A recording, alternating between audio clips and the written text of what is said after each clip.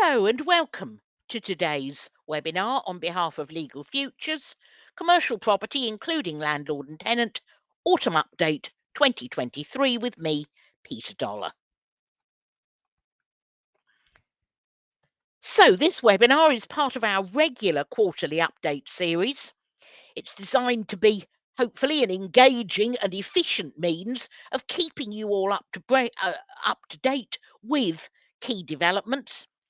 And I'm going to cover a number of recent cases and indeed other changes in relation to both commercial leases and commercial property generally.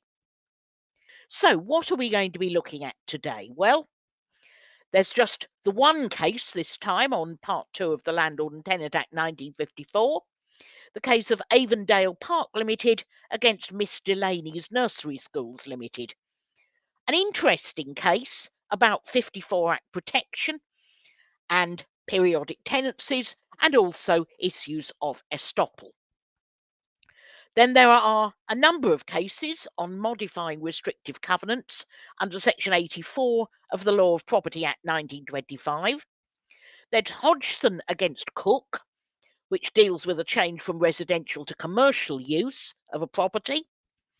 And there is Great Jackson Street Estates Limited against Manchester City Council, which deals with the modifying of covenants in a lease, relatively unusual under the Section 84 procedure, and also the dual role of a local authority in the context of restrictive covenants, which will be of particular interest to those of you at local authorities.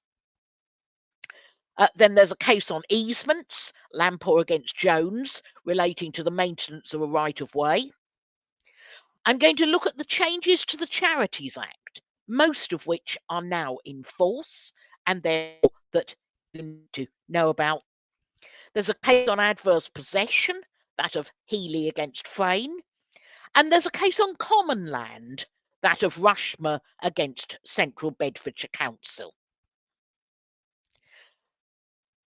Then finally, there's the 2017 Electronic Communications Code, the Telecoms Code.